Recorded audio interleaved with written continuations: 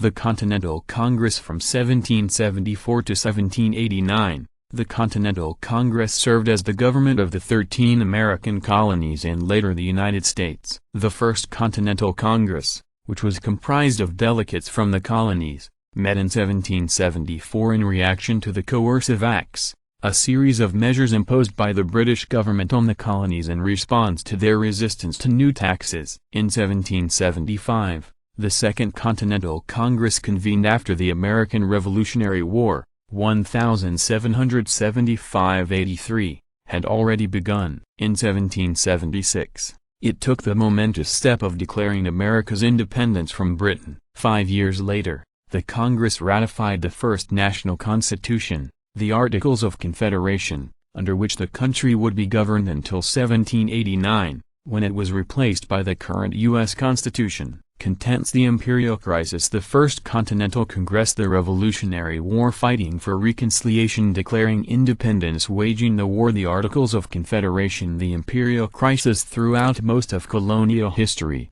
the British Crown was the only political institution that united the American colonies. The imperial crisis of the 1760s and 1770s, however, drove the colonies toward increasingly greater unity.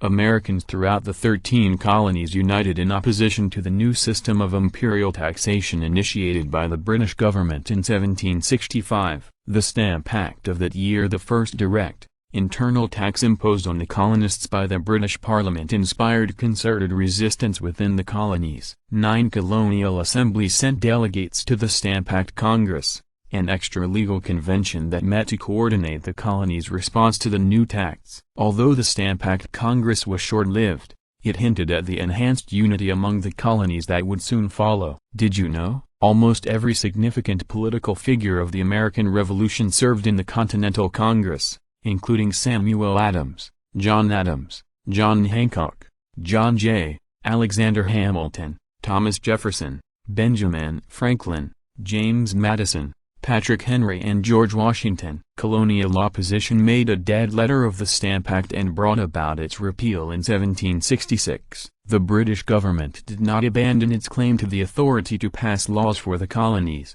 however, and would make repeated attempts to exert its power over the colonies in the years to follow. Colonists continued to coordinate their resistance to new imperial measures, but, from 1766 until 1774, did so primarily through committees of correspondence, which exchanged ideas and information, rather than through a united political body. The First Continental Congress on September 5, 1774, delegates from each of the 13 colonies except for Georgia, which was fighting a Native American uprising and was dependent on the British for military supplies, met in Philadelphia as the First Continental Congress to organize colonial resistance to Parliament's coercive acts. The delegates included a number of future luminaries, such as future Presidents John Adams, 1735–1826, of Massachusetts, and George Washington, 1732–99, of Virginia,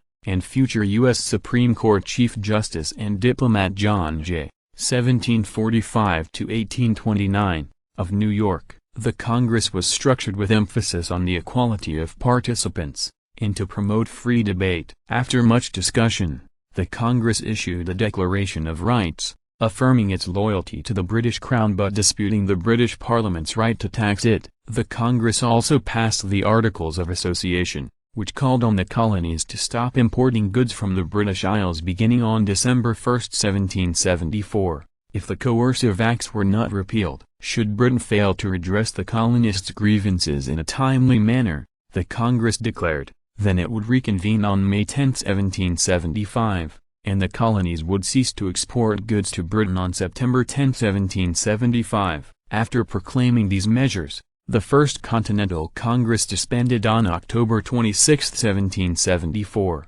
The Revolutionary War. As promised, Congress reconvened in Philadelphia as the Second Continental Congress on May 10, 1775, and by then the American Revolution had already begun. The British Army in Boston had met with armed resistance on the morning of April 19, 1775, when it marched out to the towns of Lexington and Concord to seize a cache of weapons held by colonial patriots who had ceased to recognize the authority of the royal government of Massachusetts. The patriots drove the British expedition back to Boston and laid siege to the town. The Revolutionary War had begun, fighting for reconciliation. Although the Congress professed its abiding loyalty to the British Crown, it also took steps to preserve its rights by dint of arms. On June 14, 1775, a month after it reconvened, it created a united colonial fighting force, the Continental Army. The next day, it named George Washington as the new Army's commander-in-chief.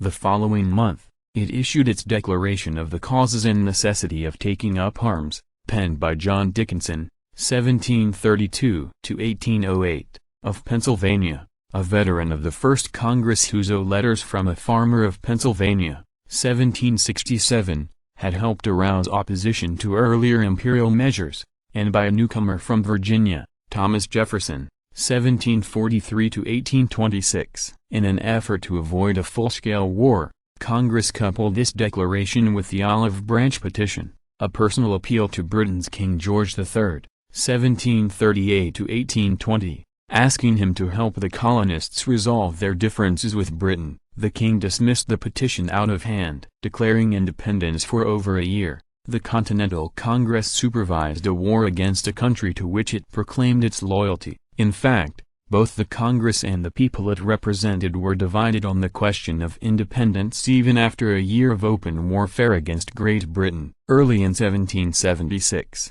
a number of factors began to strengthen the call for separation. In his stirring pamphlet O Common Sense Calmer, published in January of that year, the British immigrant Thomas Paine, 1737–1809, laid out a convincing argument in favor of independence. At the same time, many Americans came to realize that their military might not be capable of defeating the British Empire on its own. Independence would allow it to form alliances with Britain's powerful rivals. France was at the forefront of everyone's mind. Meanwhile, the war itself evoked hostility toward Britain among the citizenry, paving the way for independence. In the spring of 1776, the provisional colonial governments began to send new instructions to their congressional delegates, obliquely or directly allowing them to vote for independence. The provisional government of Virginia went further. It instructed its delegation to submit a proposal for independence before Congress. On June 7,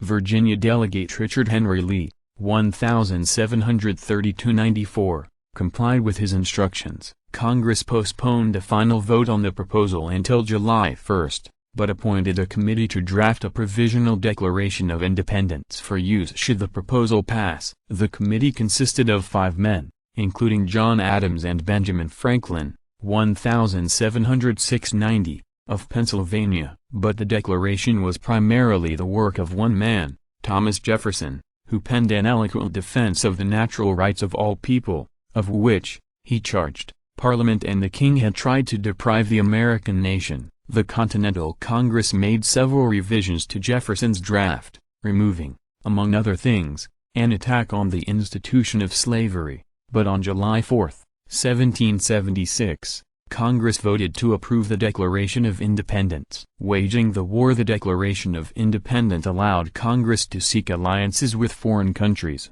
and the fledgling U.S. formed its most important alliance early in 1778 with France, without the support of which America might well have lost the Revolutionary War. If the Franco-American alliance was one of Congress' greatest successes, funding and supplying the war were among its worst failures. Lacking a pre-existing infrastructure, Congress struggled throughout the war to provide the Continental Army with adequate supplies and provisions. Exacerbating the problem, Congress had no mechanism to collect taxes to pay for the war. Instead, it relied on contributions from the states, which generally directed whatever revenue they raised toward their own needs. As a result, the paper money issued by Congress quickly came to be regarded as worthless. The Articles of Confederation. Congress' inability to raise revenue would be desolate for its entire existence. Even after it created a constitution, the Articles of Confederation to define its powers, drafted and adopted by the Congress in 1777 but not ratified until 1781,